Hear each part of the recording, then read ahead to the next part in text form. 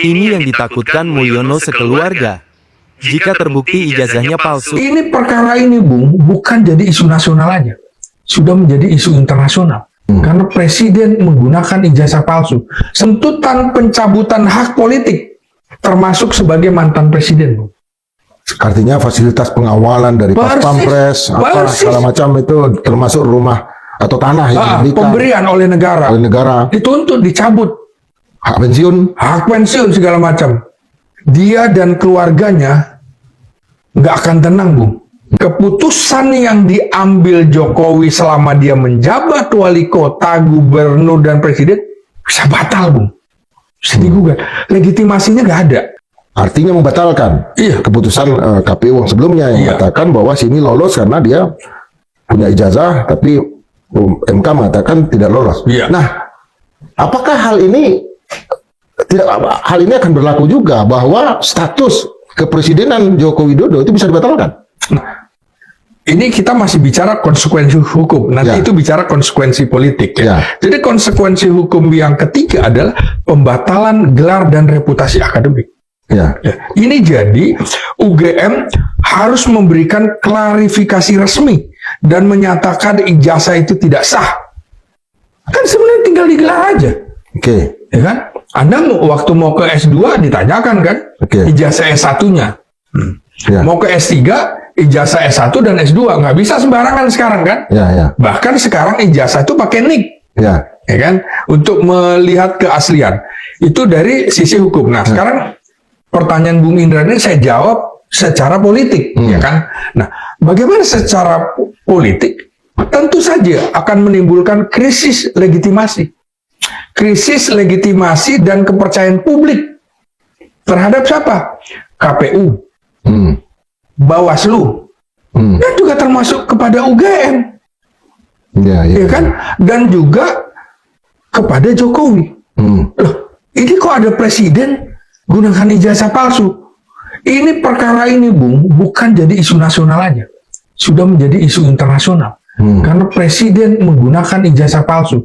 Setelah Jokowi menjadi pasien OCCRP, sekarang diamati lagi. Maka publik menjadi keras karena Jokowi sudah tidak menjadi presiden lagi. Jadi berani. Jadi konsekuensinya adalah keputusan yang diambil Jokowi selama dia menjabat wali kota, gubernur, dan presiden bisa batal, Bung. Bisa digugat. Legitimasinya nggak ada. Yang kedua, desakan politik, impeachment, impeachment simbolik. Nggak sah itu. Dia jadi wali kota, gubernur, maupun presiden. Ini memalukan dunia, Bung.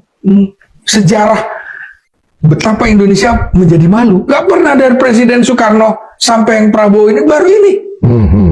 Nah, jadi saya bilang, desakan publik itu, desakan politik itu bisa mendorong rakyat meminta DPR melakukan investigasi. Investigasi, kecolongan kita semua kan, KPU-nya, Bawaslu, dan partai politik yang ngusung. PDIP yang dulu mengusung itu harus tobatan nasuha kan gitu kan. Nah, makanya PDIP juga bilang, kami nggak ada lagi membela Jokowi, nggak ada urusan lagi kami, udah tobat kami, dikibulin selama 10 tahun kan gitu.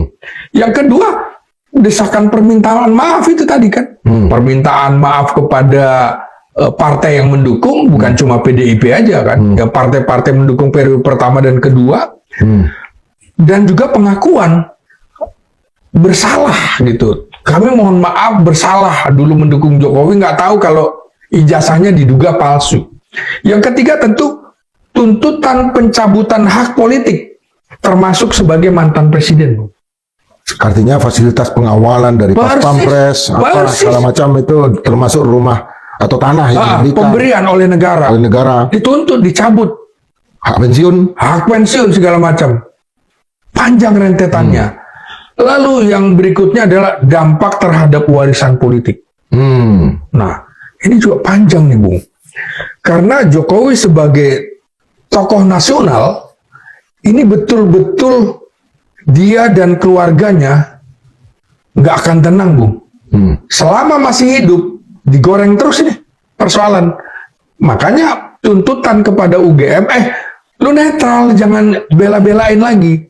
Jokowi bukan juga presiden, Pratikno bukan lagi rektor, Pratikno itu tidak sekuat dulu lagi, kan begitu. Channel Abba Royce. Channel Abba Royce. Channel Abba Royce. Terima kasih supportnya.